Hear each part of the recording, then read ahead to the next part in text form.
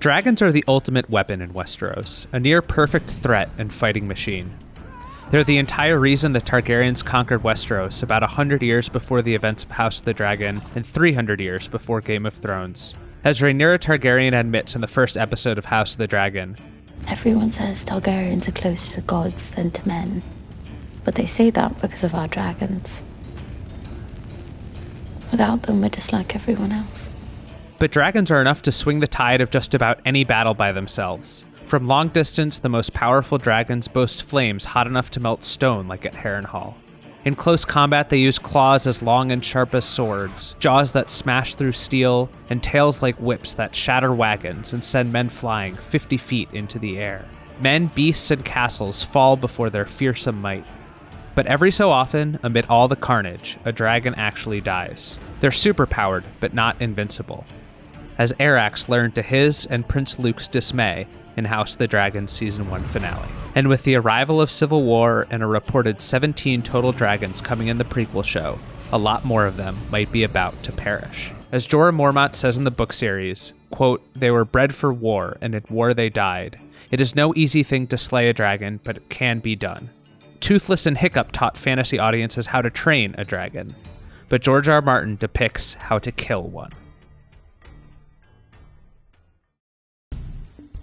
The earliest tales of dragon deaths in this fictional world are shrouded in legend, with scant details available. But the most prominent gives our first clue about how to kill a dragon. In the Age of Heroes, a legendary knight named Serwyn polished his shield so it looked like a mirror, snuck up on the dragon Urax, who could see only his reflection, and stabbed him in the eye with a spear. To kill a dragon, target its eyes, because a fully grown dragon's scales are harder than steel, whereas the eyes are more vulnerable. The most famous dragon death in Westeros' history came from an eye attack as well. This was during the First Dornish War, 10 years after Aegon's conquest, as the new Targaryen rulers struggled to conquer Dorne like they had subjugated the rest of the continent. Queen Rhaenys, Aegon's younger sister-wife, flew to attack the castle Hellholt atop Meraxes, a silver dragon large enough to swallow horses whole. But her journey ended there when a scorpion, essentially a powerful cross between a catapult and a crossbow, like Euron's giant weapons in Season 8, fired a yard-long iron bolt directly into Merax's eye. The dragon fell to the earth, dead. This precedent offers a better model to try to kill a dragon. Serwyn is unique, attacking his target at close range, but it's better to aim with an arrow from afar. In ancient times in Essos, during a battle in the Second Spice War between the Valyrian Dragonlords and the Rhoynar, archers killed 2 dragons and sent a third into retreat with injuries. We don't know where those archers landed their killing blows, but Thrones taught us that the eye isn't the only vulnerable part of a dragon's body. In Season 8, after Dany kind of forgot about the Iron Fleet, Rhaegal dies when an arrow pierces his neck and sends him crashing into the sea. And in Season 7, Viserion dies after the Night King launches a javelin through his shoulder. Granted, it's unclear whether the shoulder is actually such a soft spot for dragons, or whether the Night King's magic played a role in bringing down this dragon. Because even though dragons themselves are magical beasts, magic can also work against them in battle.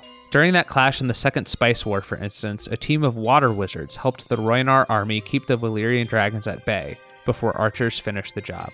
And during the first century of Targaryen rule in Westeros, Princess Aeria Targaryen got into an argument with her mother, climbed aboard Balerion the Black Dread, and flew away from home. When she returned a year later on the brink of death, the Hand of the King realized what had happened. Without a clear destination in mind, Balerion had returned to his birthplace of Old Valyria, which had since been destroyed in a magical explosion. Feverish and smoking, with shadows creeping beneath her skin, Aeria died from her exposure to the haunted ruins of Old Valyria. Balerion survived, but not unscathed, because he returned from his trip home with, quote, half-healed scars that no man recalled ever having seen before, and a jagged rent down his left side almost 9 feet long, a gaping red wound from which his blood still dripped, hot and smoking. To this day, the precise source of Balerion's wounds remains a mystery.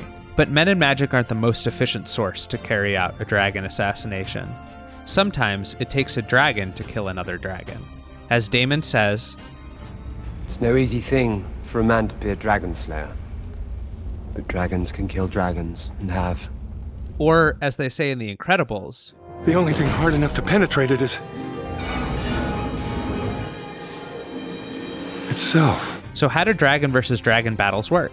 The historical record details only one such account before the events of the HBO shows. After the death of King Aenys, yes, his name was King Aenys, never forget that Aegon the Conqueror named his first son Aenys. A war of succession broke out between Aegon's second son, known as Maegor the Cruel, and Aenys' oldest son, also named Aegon. The two eventually met in combat at the God's Eye, the largest lake in Westeros, located near Harrenhal. Maegor rode Balerion the Black Dread, the oldest and largest dragon alive, while young Aegon rode Quicksilver, who measured just a quarter of Balerion's size. The contest wasn't close. As Fire and Blood describes, quote, Quicksilver's pale white fireballs were engulfed and washed away in great gouts of black flame. Then the Black Dread fell upon her from above, his jaws closing round her neck as he ripped one wing from her body. Screaming and smoking, the young dragon plunged to earth, and Prince Aegon with her. This kind of progression seems typical of dragon clashes. It's how the mighty Vhagar dispatched Arrax, ripping the younger dragon's body in half, and sending both Arrax and Prince Luke into the sea. It's how Thrones' only dragon battle developed as well, as Drogon and Rhaegal spent the long night getting up close and personal with Viserion, who had been reanimated and controlled by the Night King. The dragons might test each other with fireballs at first, but because they're mostly immune to flames, they usually end up fighting in close quarters. It's the dragon version of hand-to-hand combat. Claw to claw, jaw to jaw, tail to tail physicality. To be fair, overwhelming a smaller opponent isn't the only way a dragon can win a duel. Speed and dexterity matter if a faster, nimbler dragon can keep its distance and turn the combat into a dogfight out of Top Gun. I feel the need for speed. Ow! Arrax came oh so close to escaping in House of the Dragon Season 1 finale by maneuvering through a narrow canyon. And as is the case in all forms of warfare, it's better to attack from above than below. The dragon that can say, I have the high ground! or high sky, gains an edge. But above all else, size matters, and the bigger dragon should enter most duels with the advantage. The older dragon should also have the advantage, even if it's slowed with age, for a few reasons, all of which applied to the duel between Vhagar and Arrax. First, a younger dragon is less likely to have battle experience. Arrax had never fought before, while Vhagar was the veteran of 100 battles. Second, a younger dragon isn't likely to be in peak shape for war, because scales harden and grow thicker over time. Arrax wasn't prepared to deal with Vhagar's sudden violence. And third, a younger Targaryen dragon is most likely smaller than its older relatives, because successive generations shrink as the Targaryens push their mounts into the dragon pit, instead of letting them grow freely in the open air. Vhagar towered over her foe, as the source text describes Arrax as 5 times smaller than his murderer. In fact, young dragons can be so unsuited for battle that a wild dragon living on Dragonstone is named Cannibal, because it has a taste for dragons too young to defend themselves. Yet Cannibal's hatchling victims aren't the only dragons who are vulnerable in this violent world. As House of the Dragon continues, dragons big and small, fast and slow, black and green, may soon join Arrax by meeting their ends. The Dance of the Dragons is here, and it's a deadly dance indeed.